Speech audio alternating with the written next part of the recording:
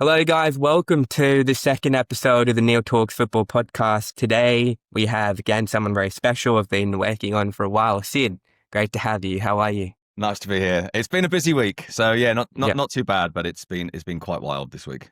Yeah, I know, especially like you said, the Miami stuff is very busy. I kind of want this podcast to be a little bit about Spanish football because, it's not often I have someone with your knowledge on Spanish football here. I kind of wanted to ask you how you got into Spanish football because, I've been following Spanish football for a long time now. And here in Australia, it's not very popular. When I tell people Yeah. I'm a football fan, first they assume it's AFL. But when I say no, I mean soccer, they assume what Premier League team do you follow? Yeah. So how did you get into Spanish football? Because I know you're from England. If that's Yeah, that's correct. right. Yeah. Yep. So how did that sort of happen? Well, in a way, it's just chance. I mean, it's not entirely chance, but it's essentially a combination of being a football fan generally, and obviously, like most English people, a fan initially of English football, of doing Spanish at school, of going on a Spanish exchange when I was 13 to Lorca, which is a tiny little town in the province of Murcia. Continuing with that, doing a year abroad, and this is where it really starts, I suppose, is a year abroad at university. As a student, as an Erasmus student in Oviedo, which is the reason why I'm a Real Oviedo fan in Spain, at a time when Oviedo were a first division team. They then stopped being a first division team and now, thankfully are again 24 years later. But then it was coming to Spain that year, kind of engaging in Spanish football, which I think was inevitable, just being a football fan, not necessarily with the intent to be, right, I'm going to get into Spanish football, but being surrounded by it and finding it being the thing that kind of articulated I suppose my life in Spain, but lots of other people's lives in Spain as well, and kind of getting into it from that. And then that led to me returning to England, actually, at one point being asked by a friend of mine, a colleague at The Guardian, whether I would like to do Spanish football for The Guardian at a time when The Guardian were setting up, having a French column a week, a German column a week, and a Spanish column a week. And they didn't have anyone for Spain. And it was purely chance, really, in the sense that it was purely a case of them looking for someone who knew Spain, looking for someone who they knew could write. Now, I hadn't done any journalism at all at this point, but the guy who put me in place in position was Sean Ingle, who I went to university with. Sean knew that I could write because we played in the same football teams at university and so on and so forth. And essentially it starts there. And then I went back to Spain, still as a student, as well as writing about Spanish football in 2001, to do a PhD in Spanish political history. And essentially I was doing the two things at once. And then there comes a point at which the balance tips towards the football side of it. Now, there's a couple of very obvious reasons, a handful actually of very obvious reasons why Spanish football, from a professional point of view, for me, takes over from the political history, and also why Spanish football takes over from English football for me. And essentially you've got, I turn up, you have David Beckham turns up, you have the fact that professionally it grows, you get that brilliant first Barcelona team, you get Spain become European champions and world champions, and the whole thing starts to expand from both a professional and obviously a personal point of view as well, although of course at that point I'm already going to lots of games because I'm interested in it. Then, you get things like, for example, the crossover of Spanish players going to the English Premier League, which creates an interest in them in UK media, which is one of the reasons why my kind of professional side of things grows as well. And what begins as a plan of turning up and seeing what happens sees me here, what are we, 24 years later, still here, still doing it. Wow. Well, my second question was going to be about why you started following Oviedo, but now I have the answer as well. It's purely chance, yeah. I mean, it's literally just that the year abroad I did as a student was in Oviedo, and Oviedo were a first division team, and a friend of mine, there was a very small group of us. Well, there were three of us who came from Sheffield University to Oviedo, and two of us in particular, me and a guy called Chris, football fans, who decided, well, we'll go. But we won't buy season tickets, but we might as well have bought season tickets because we ended up going to every game that season. Yeah. Well, I feel like my story is similar in a way that there was sort of a resonance with the culture of Spanish football on a deeper level compared to what everyone was watching at the time, which was the Premier League. I'm a Barcelona fan, but I did start watching Barcelona before Pep came in, before it blew up to where it is now. And I think the concept that kind of got me going was, the whole fan-owned model. And at that time, I feel it was more pure. We didn't even have a sponsor at that time. They were against. It was so not commercialized. Of course, it's a different story now. But at the time, I felt more of a connection with Spanish football as a whole. And then, of course, I got to reading, I got to doing my own research, and I thought there's very almost a pure connection with the fans and the clubs that maybe you don't get in other places at the time. So that's kind of how I got into it as well. But I also want to tell you something, because since you're here now, I didn't think I'd get the opportunity, but I really became familiar with your work during COVID. I think that was a time where I got into Twitter. I was on Twitter before, but I really started writing and trying to talk about football. And I think you're one of the main reasons I started writing about football as well. I think I deeply connected with your own writing, and there is a specific reason for me. I think you talk about stories really well. In today's world, I think we sometimes forget about stories. We sometimes forget about the little things that can make something important. I think it's a very outcome-driven, very result-driven, lots of sensationalism. But I think your stories were different. Your columns, I've been following you for a while, and people know. I always tell them that Sid Lowe is my favorite sports journalist. So thank you again for being here. I suppose the first thing I should say really is sorry for getting you in this mess. If you've started writing because of me, then apologies for that. No, that's very kind. Thank you. I mean, I think it speaks. My view, at least, on it speaks a little bit to what you were talking about in terms of the identification with the clubs, the idea of it being a community and a culture. And I think Spanish football is very, very rich in those kind of stories. In the way that if you go to a Spanish team in a small provincial town, there's a sense of them representing that town. Now that is in truth that's the case in the UK as well. You go to a small place like Northampton or wherever it may be, and the people there will be very, very enmeshed in their football club. But I think in Spain it feels like it's expressed more, and I think that thing that you're talking about with the stories, personally, I think that's very important.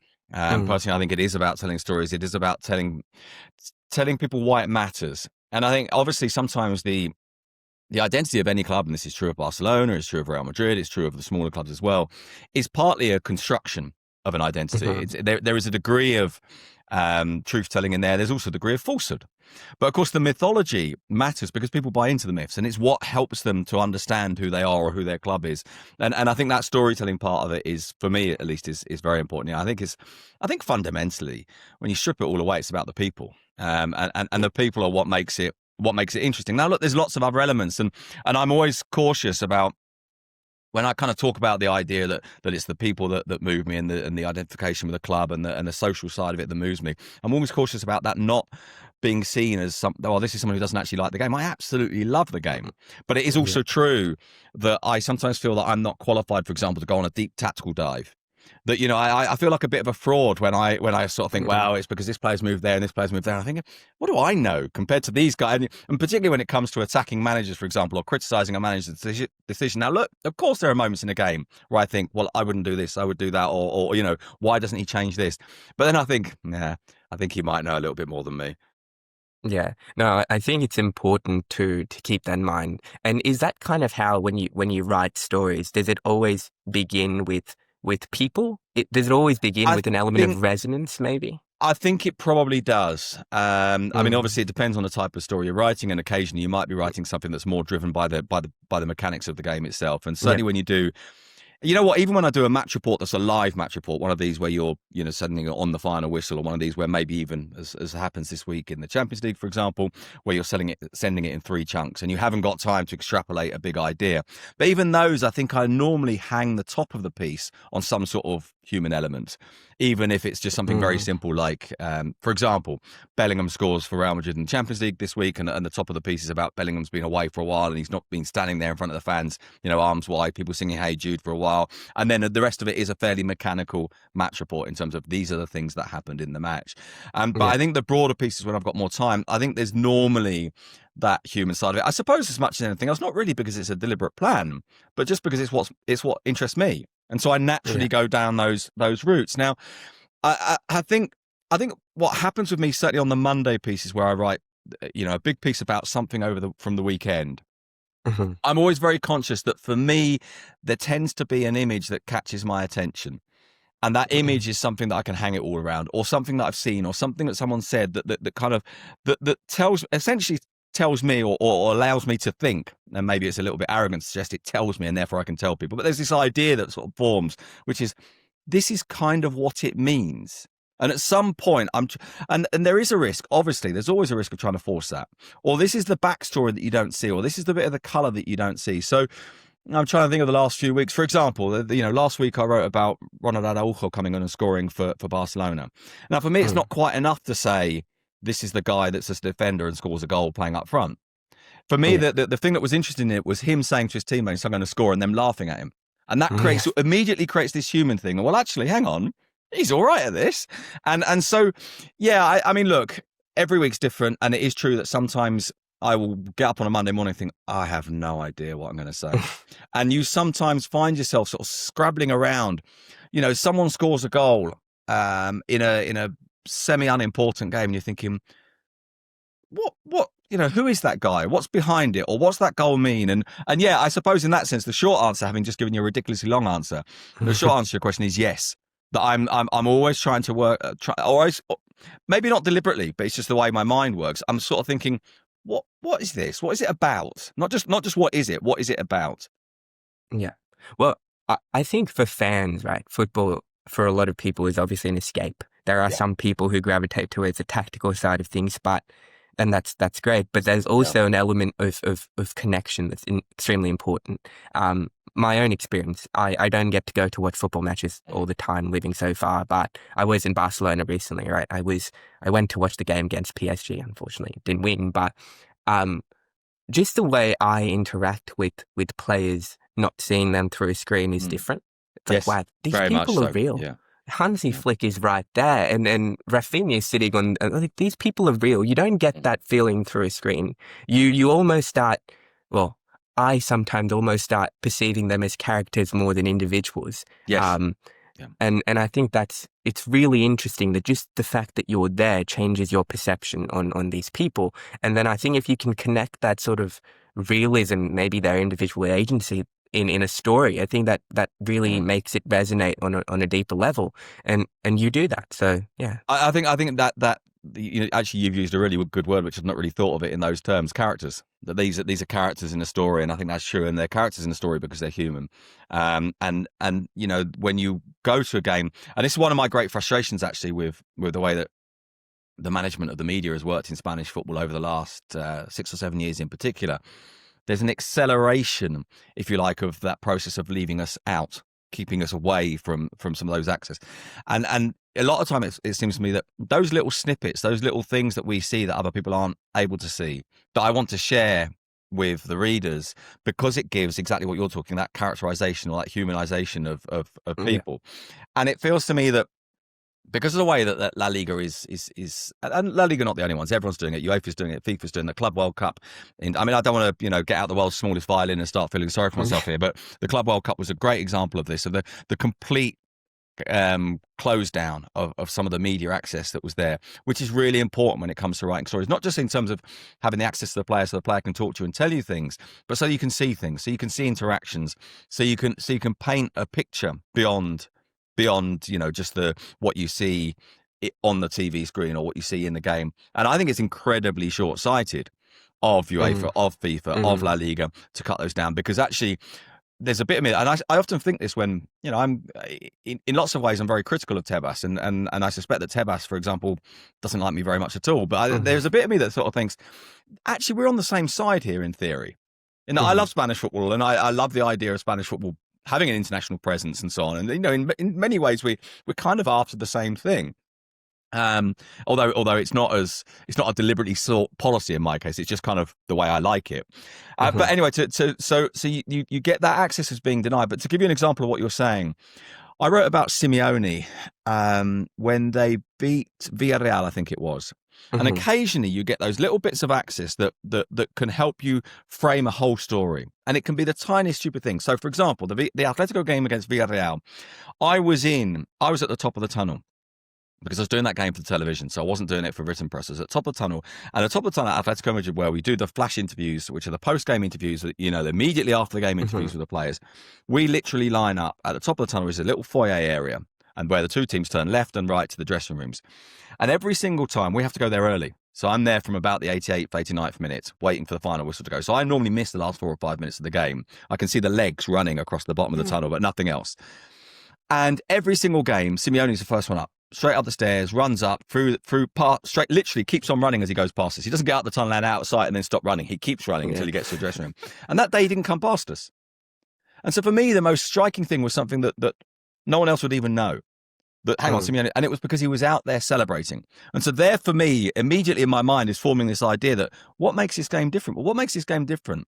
And in particular, what makes this game different that people don't know is that this thing that Simeone does every single game, well, every single game, I would say of 38 games, he probably does it 37 times. He didn't do that day.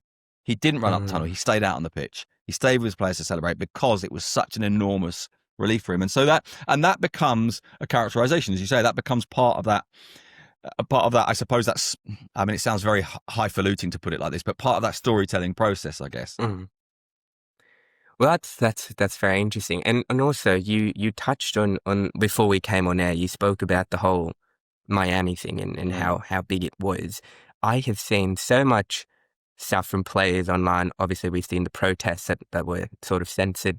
And also players, Frankie de Jong, Kubasi, players from Barcelona came out and spoke against it. What was it very overwhelmingly against the idea of moving the game abroad, or? No, and this is it's again, so I wrote a piece about this and just kind of to lay it out in terms of this theme that we're having in terms of what I write and why I write it. I wrote a piece about why did this fail, or what was the reaction like? And one of the things I was trying to get across actually in that piece was that this isn't quite as obvious as I think it can seem from the outside. And the obvious portrait of this from the outside is La Liga has this plan, it's all going to happen, players protest, plan falls apart. And it's all about the players' protests.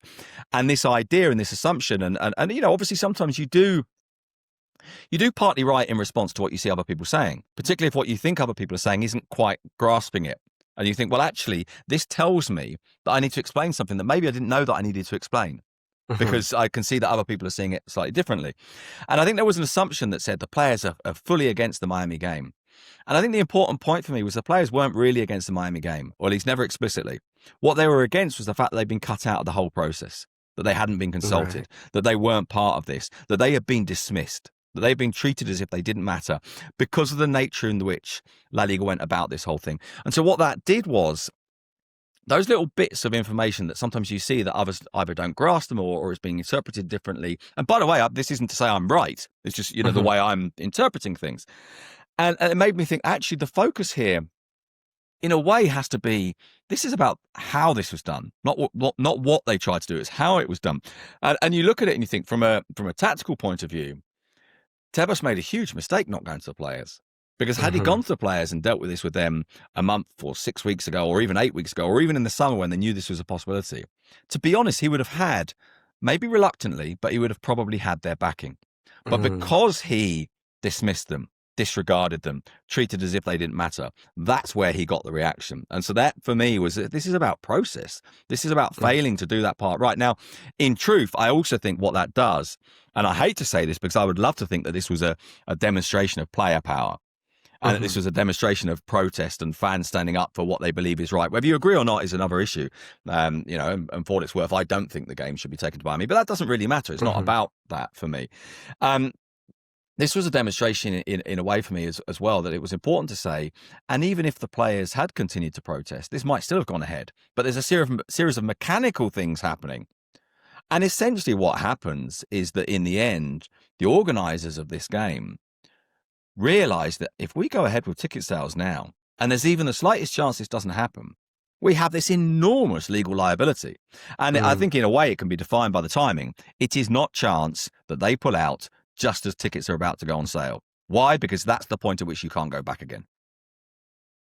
Interesting. Well, I think this kind of goes into the whole idea of how you see things online and they're portrayed a very certain way without the depth necessary to go into this. Because I eventually did talk to people and realize what the main sort of consensus was, but most people just think it's because of the protests and because the players basically put their foot down because they didn't want the game to be played in Miami. But as you say, there is more depth and nuance to it that we probably don't get just scrolling through X, Twitter.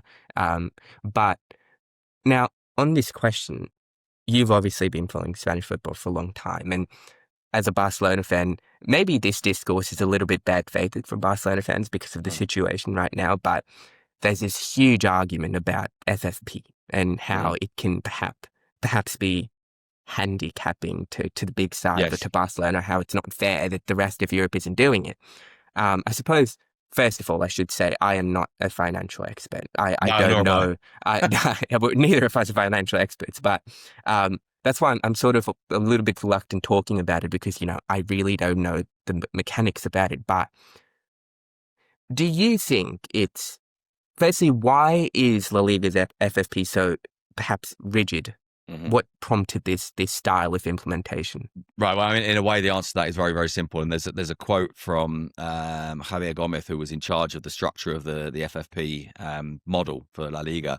And this quote is from, I don't know, off the top of my head, I'd tell you 6 or 7 years ago, maybe a little bit less, maybe a little bit more. And he basically said, look, we saw the wolf's teeth. We saw the problems that were coming, that Spain had too many clubs that were in debt, too many clubs that were in debt to the state as well, to social security payments or tax payments that were overdue, too many clubs that were very much on edge, and that what they needed to do was prevent these clubs from continuing to be in these cycles of spending when they shouldn't. And for what it's worth, I'm broadly in favour of La Liga's financial fair play rules, and I do think that the big difference for me with La Liga financial fair play rules compared to other leagues is what La Liga do is they do it as a preventative rather than a punitive model. So you say, right, this money isn't there. You can't sign. Well, you can sign, but we won't let you register them. So you probably wouldn't be very sensible to sign. Now, there are ways around it. There are ways of signing a player and waiting and hoping to get to the end of the market. And there are lots of flaws with the model. Yeah. And there are lots of people within lots of clubs who think that La Liga should loosen the grip a little bit because investment is important. But of course, essentially, and I hate to say this, but this is the basic truth. Essentially, it's a model built on a lack of trust. It's built by a league that doesn't trust the clubs, and it doesn't trust the clubs to do the right thing. Now, I've just used the words the right thing. The clubs are looking at the league and say, well, you're not doing the right thing. This isn't the right way to go about it. And there is that debate at the heart of it about, okay, is this the best way to approach it? The other thing that is probably worth saying at this point is that this is a financial control model, and La Liga is a confederation of clubs. This has been agreed by the clubs. Now, it's true that there's dissenting voices. It's true that there's some clubs who think, yes, we agree to it, but now we need to loosen it. There's true that some clubs say there are elements of this that you need to change. And actually parts of it have changed. Remember, of course, Barcelona, there was a period when we were talking about 1 to 4 in terms of what they could pay. Every 4 euros in, it could be what? Then it goes to 1 to 3. Then with certain players, it goes to 1 to 2. If it's what they were calling franchise players, it was the ratios were different. So there's lots of elements in which it shifts. And let's go back to the very first thing you said, not financial experts. I don't know about you, but I sometimes feel like accountants can write down whatever they want. No, that's next year's money. No, that's the other year's money. Don't worry about it. But it is true that Spanish clubs are having difficulties with this. Now, I also think we need to look at this in two different things, but not necessarily to completely divorce them. And there is a difference between what you can afford and what the financial fair play rules will allow you to afford. But they are linked. And so there is sometimes this counter argument against the financial fair play rules tends to be, well, if you didn't have financial fair play, we'd be able to go and buy everyone. Yes, but it probably wouldn't be a good idea for you to do so because financially, actually, you're not in a good state to do so. And so I think there is an underlying bigger question, which is, how does Spanish football generate the kind of money that enables it to spend in the way that, for example, the Premier League does? And that's a genuine, now I'm not going to call it an existential threat because I think the Spanish League will continue no matter what, but it is a genuine threat that there are too many clubs in Spain that simply can't compete with the biggest clubs in England. Well, yeah, I think one of the problems online is people tend to compare La Liga now to the Premier League. But the truth is, as long as I've been watching, it's never been remotely close. Like in terms of spending, of global power, of marketability, a lot of it could come down to the language element. But the Premier League, I think, is in a league of its own, and realistically is always going to be financially. Yeah.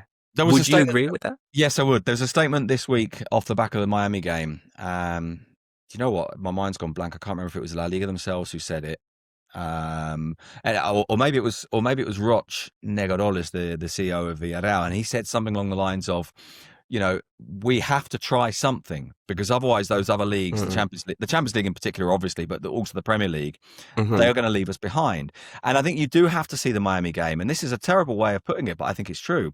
You do have to see the Miami game in the context of desperation. Now, for what it's worth, I'm still unconvinced that anyone has demonstrated to us that taking one game a year to Miami really makes a tangible difference. But let's assume that they're right, that it does. This is built on a desperation on, shit, we've got to try something. Because the Premier League is going to become the de facto Super League. And that is another part of the if you like, the unwritten story, or not the unwritten story, but the unsaid story, because no one wanted to quite admit it publicly, behind the Super League project. The Super League project, in a way, was the really big clubs, in particular Madrid and Barcelona, but obviously it's driven largely by Florentino Perez and by Juventus. So it's really Madrid and Juventus at the heart of it, and then it extrapolates into other clubs. And the German clubs are very conscious of this. It was partly about saying, we need to prevent the Premier League running away with everything.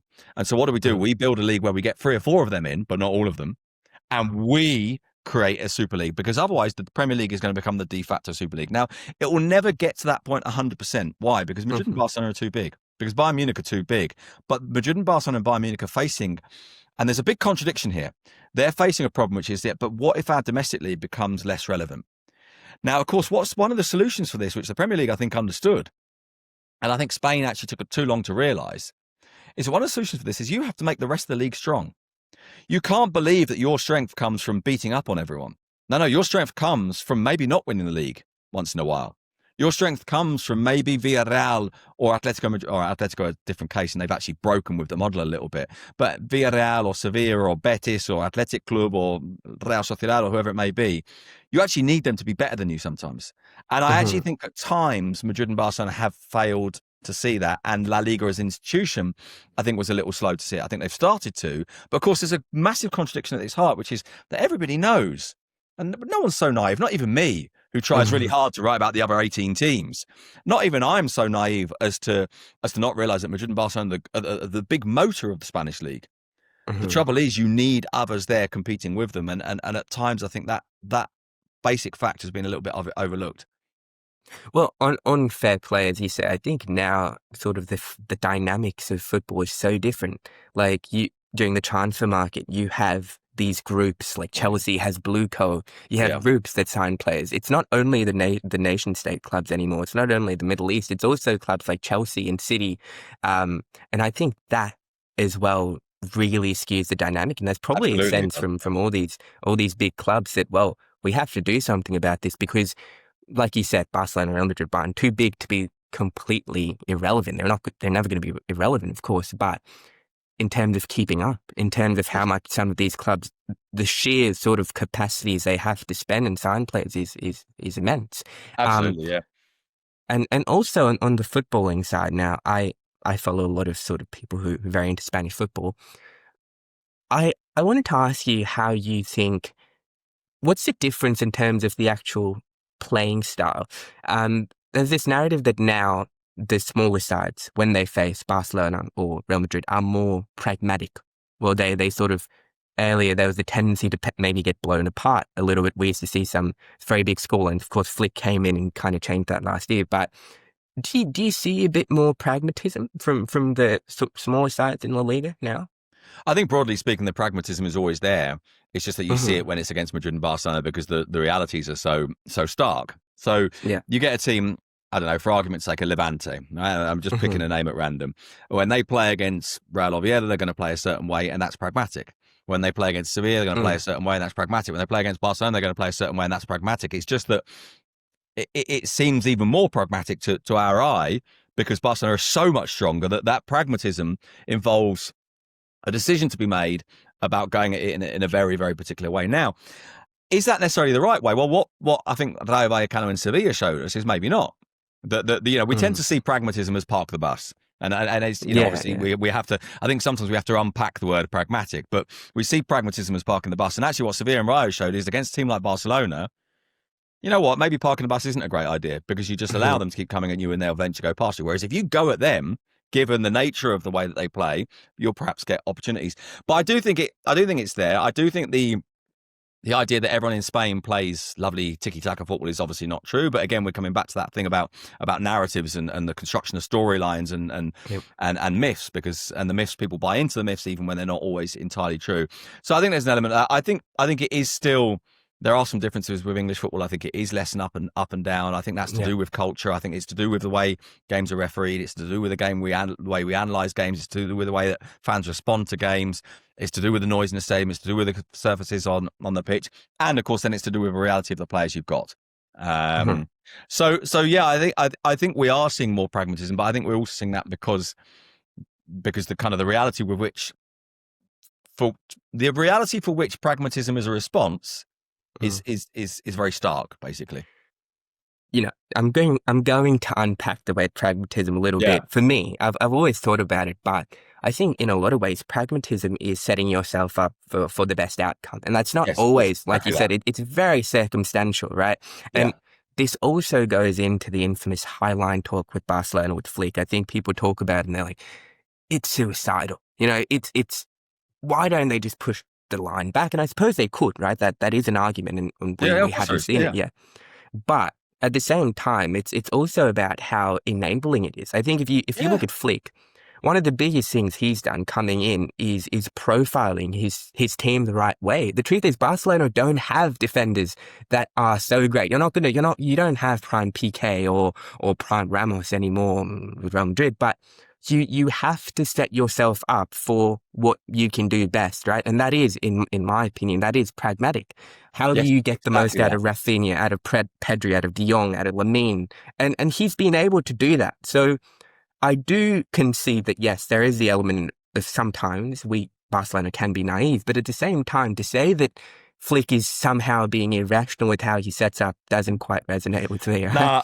Right, I'm so glad you said that, because we can apply pragmatic to Flick, because no manager is choosing a formation for the sheer hell of it. This is based on, as you say, an analysis of your players, a decision about how you want to play, a decision about how you think, and you've used a really good word there, how enabling it is.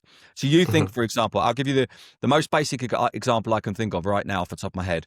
How does the winning goal come in the Copa del Rey final? It comes with Jules Koundé being 15 yards inside the Real Madrid area, half of the pitch, and stepping in and having the determination to step forwards rather than to step back when that loose ball happens. And so it enables things. But of course it comes with risk. But then I think any approach comes with risk. And, the best person to discuss this, although, even more than me, he would talk about it for hours and hours and hours, is Juan Malillo. And Juan Malillo will always, who's now, of course, the assistant manager at City with Pep Guardiola, would always talk about challenging these ideas that we have, that this is pragmatic. And we think of pragmatic as defensive. And actually, pragmatic can do the opposite, because we think through analysis, it's the right way of going about it. And I think when we talk about this high line and being suicidal and all the rest of it, part of it is, and this goes back to exactly what we were saying at the very start about, or near the start, about that idea that I can see something and analyse something and think, this for me is risky. But of course, I'm not going to tell Flick that he doesn't know what he's talking about. He knows quite a lot better than me what he's talking about. Yeah. But I think one of the things that happens with high line is that it's such an obvious thing that it's really easy to analyse through that concept, because it's really clear. Like, lots of teams do lots of little nuances that you don't see. But this is a really obvious, really easily analysable thing. And to use a Michael Robinson line, and I love Michael Robinson for so many reasons. One of the things he said to me once was anyone can stop a tape when there's been a goal and find a mistake somewhere. And if you isolate that goal from the rest of the game and say, why did you concede this goal? Stop the tape somewhere. You're going to find something somewhere. Even the most brilliant goal ever, someone's going to say, well, you could have done that as a defender, and you could have done, Maradona takes England apart. And you say, well, why didn't Peter Reid take him down at the very start of the move? Yeah. Or why is Terry Fenwick going the wrong way? Or why isn't Peter Shilton, diving outwards instead of sideways? All sorts of things you can say. It's like, piss off, it's Maradona scoring the best goal of all time. And I think with a high line, I think at times it induced us all, and I spent a lot of last year trying to kick back, or not kick back, push back against the people who are saying this is suicidal. So hang on, they're about to win the treble, right? This isn't a completely awful idea. And yet it is true that in some key moments they got caught for it. But that's partly the risk you take. You're on a knife edge because you want to be on a knife edge. And occasionally, to murder this metaphor a little bit, you're going to slice your feet on the knife edge, or you're going to fall off one side or the other, right? Yeah. But your overall idea of it. Now, you could say be a bit more pragmatic at times. You could say at times you need to nuance it. At times you need to step off. At times But I think if you look, for example, at this year and say this is a risk and a mistake, and I think you can argue that it is. You look at the Rio game, and post-game, I think it was Isti said that the manager told it, he had called it the flick line.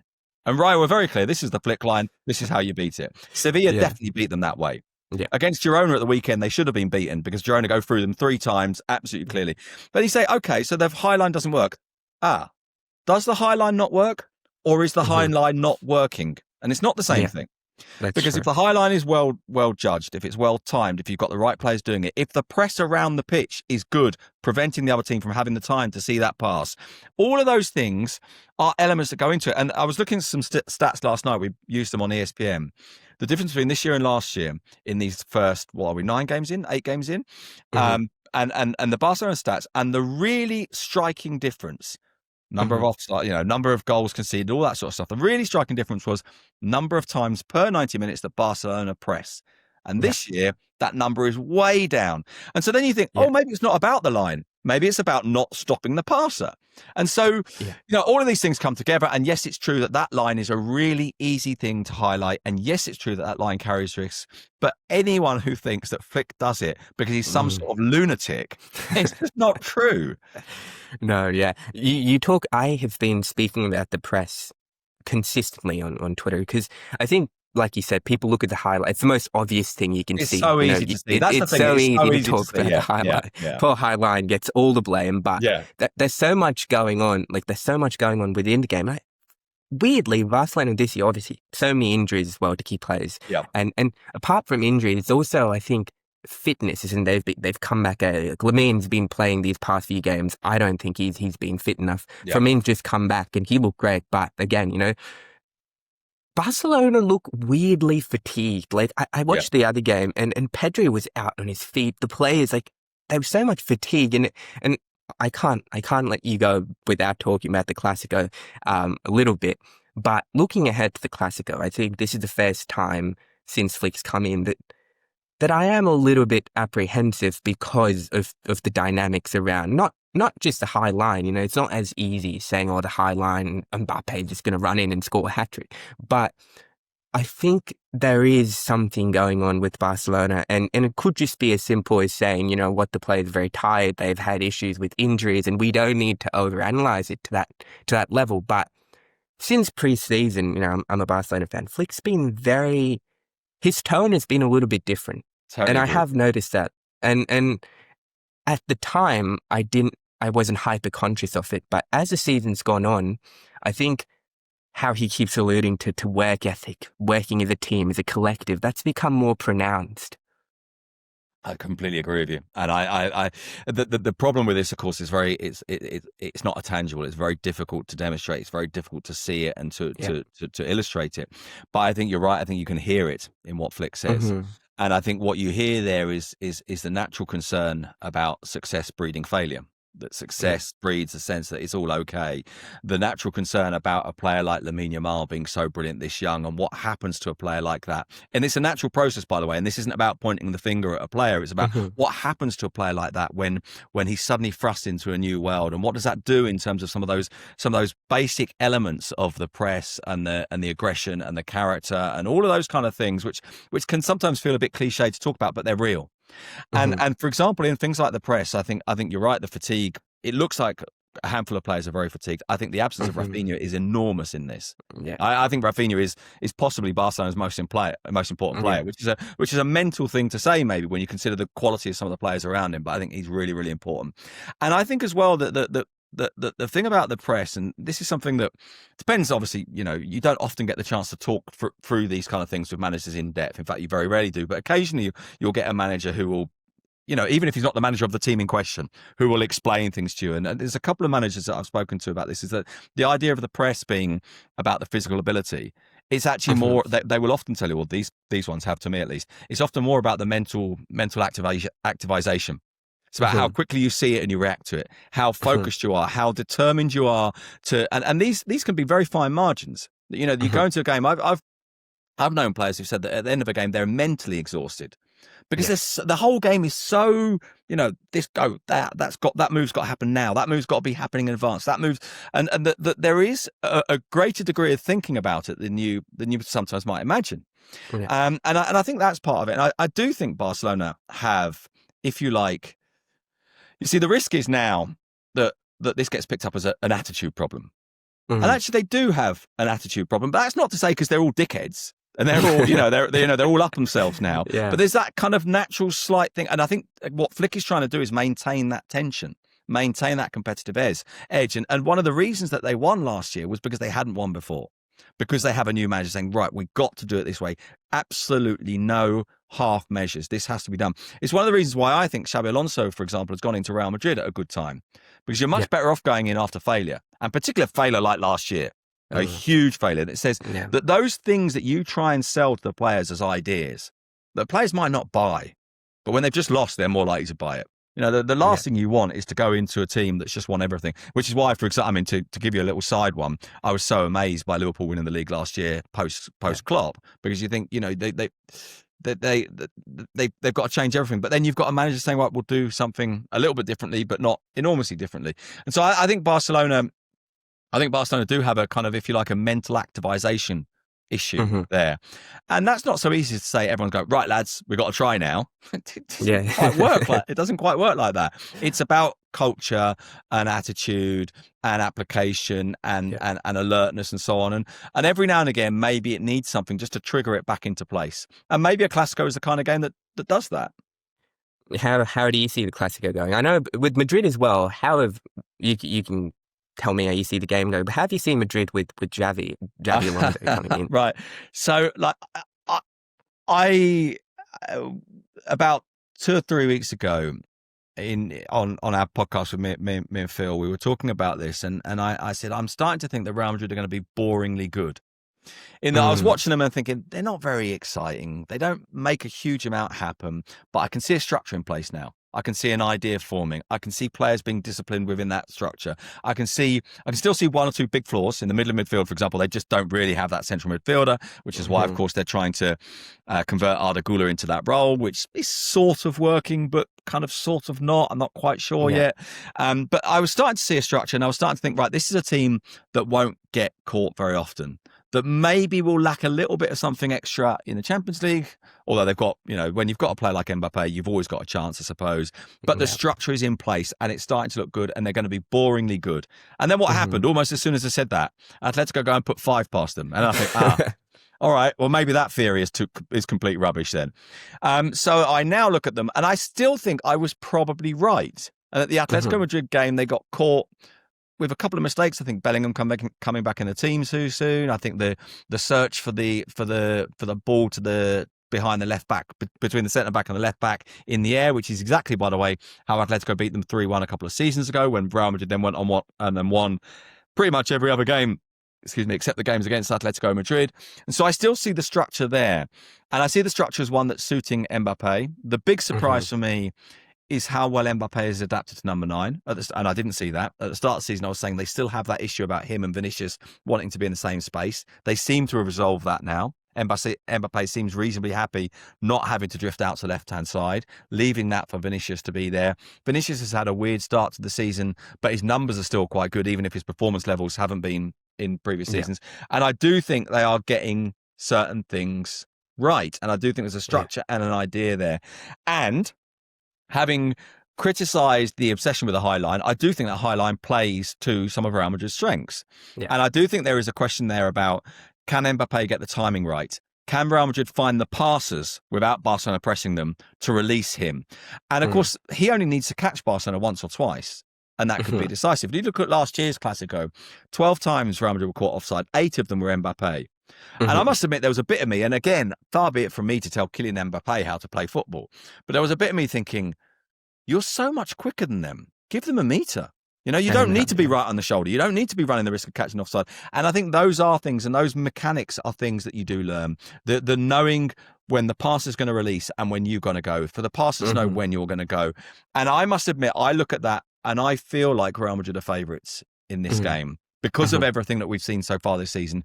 But I say this as someone who didn't imagine for a minute rather, that Real Madrid would get battered 4-0 by PSG at a Club World Cup or concede 5 against Atletico. So who knows? Well, I see where you're coming from, and you know you can't argue with any of that. I think from Barcelona's perspective, it's going to be more about how we attack.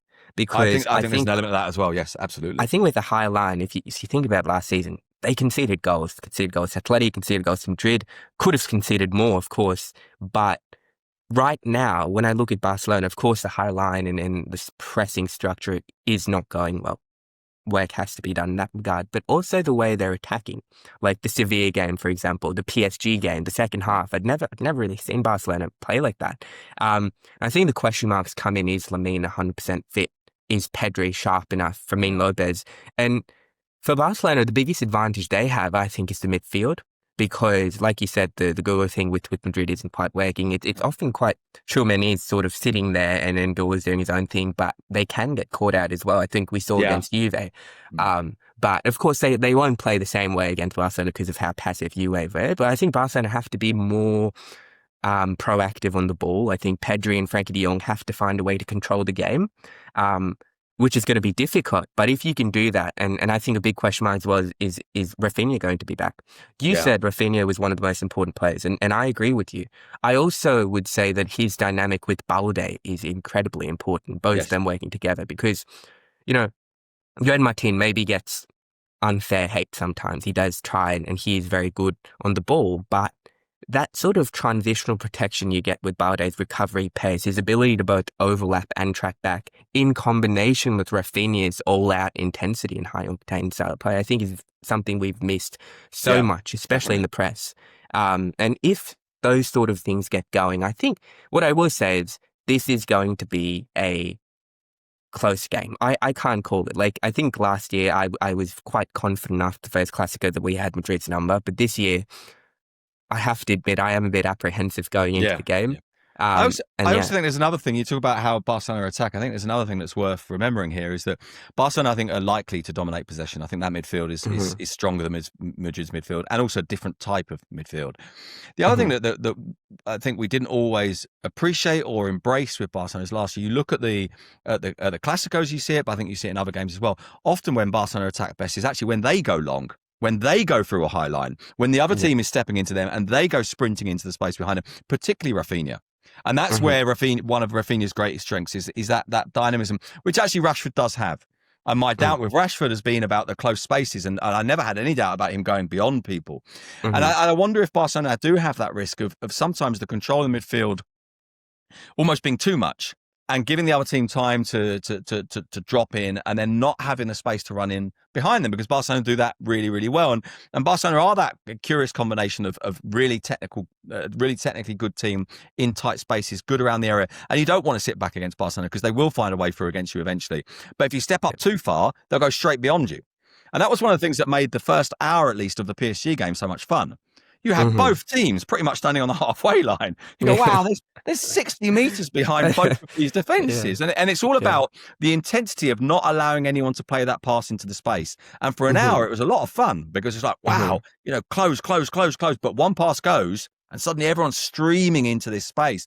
And I think that what we're seeing with Madrid, and I think that's slightly, I mean, Ancelotti, you know, can't ever criticise Ancelotti, but I think it's absolutely true that Ancelotti was, broadly speaking, his approach was low block, release to the fast guys up front. And I think Xabi Alonso is trying to mitigate that a little bit by pressing a bit higher. But that block is still nowhere near as high as Barcelona's. But it is true that I think, and we saw it in the Juventus game, that if you can turn that block and get beyond them, there might be some space to run into. And I think that's important for Barcelona as well. You look at last year's Clásicos, and the amount of times it was Barcelona whoosh straight into the gap. And you know, take even the first Clásico, which I suppose set up the stage for the whole season. Madrid were caught offside 12 times. there's 2 or 3 of those in the first half that are incredibly close. Yeah. And so the Yeah. feeling, if not the statistics of that game were, wow, Barcelona were on edge at halftime. And then, as you say, attacked so well in the second half that it ended up not feeling like that. The last thing I'll say about Barcelona in this regard is I also think Lewandowski perhaps not being at his best, the same player he was last year, is a big concern. Stylistically, I think the way he was able to dominate the box, to hold up the play, was so important just as an outlet. The other day we played Olympiacos. Of course, it was 6-1. That scoreline we know is misleading, especially after the red card. And people talk about Rashford. Rashford is a great player, but I don't think he's a striker. No, I think I agree Ferran Torres gives you that presence more, but again, he's also more of a runner. I was looking at Lamine and Rashford, and I think there's an analyst on Twitter that made a good point. Barcelona are very, very rushed with 2 of those players. The elements of turnovers you're getting with Rashford and Lamine. Lamine's always looking for a big pass. He's looking to make something happen. Lewandowski can slow the play down. He can hold the ball up. He can play a clever little 1-2 and then Barcelona retain possession. With Rashford, he's just not that player. So the risk is you're forcing a lot of turnovers, a lot of transitions, and against a side like Madrid, you're going to be made to pay most likely if you can't hold on the ball. So this season, Lewandowski was, he defied all odds last season, I think. I did not expect him to play the way he did, to have the impact he did, but this year, from everything we've seen, Flick even started Ferran Torres ahead of him against PSG, which I was quite surprised by. I think we're starting to see that, okay, maybe age has finally caught up to him or starting to catch up to him. And for Barcelona, that is a big, big loss. So, yeah. Well, there's a goal last year. I'm trying to think which game it's in. I can picture the move, and I just can't picture the opponents. And I've got a feeling it might be Real Madrid or it might be one of the big Champions League games. There's a goal last year, and this is the other thing that Lewandowski does. It's not just holding the ball at the top of the pitch. It's coming deeper, 15 metres or so. The 2 centre-backs coming with him getting the ball and turning it immediately past them. And then it's not normally the pass that plays someone through, but then the next pass plays someone through with the 2 centre-backs already gone. And I think if Barcelona are thinking, which of course they are, about replacing Lewandowski next year, they have to think really, really carefully, not just about the level of that player, but the function of that player. Yeah. And that player's ability to allow the 2 wide men into the game, running in diagonally into the area and scoring themselves, and also his ability to play inside the area when the other team is waiting for you deeper. And I think that part of Lewandowski's game, I still think Ferran can't do that part, and Rashford certainly can't do that part. And I think for all the criticisms of Lewandowski, and there were times last year we thought, oof, he's not really at it. He still had that ability to score a goal out of nothing, or to come and get the ball and turn it, and him basically take at least one of the central defenders out of the game. And I don't think it's that easy to find someone like that. And to use the obvious example, you think about what Bobby Firmino did at Liverpool, and the reason why the 2 wide guys were so effective was because, or what Benzema did with Cristiano Ronaldo at Real Madrid, was because the intelligence of the centre forward, who was there to score goals, yeah, sure, but not really. Yeah. He's there to facilitate everyone else as well. Yeah, see, I think this has been a great episode, to be honest with you. I think we've dived into so many different things. The Spanish football thing, I think, is more about me than my audience, because I've always wanted to talk to you about so much of this stuff. It's been such an honor. And before we go, last thing I'll say, so you choose Madrid. Yeah, you think they're favourites to win? I think so, but I have and everyone laughs at me for this, I have a habit of always predicting 2-2. Did you pick Madrid against Atleti as well, or did you go for them? I think I might have gone for a 1-1 draw. Okay. Based on the fact that I think the previous 5 had all been 1-1, so I took the coward's way out, and I tend to take the coward's way out in the Clasico and assume it will be a 2-2. I think last night on ESPN they asked me. I think I said Madrid 3-2. I thought there would be goals at both ends.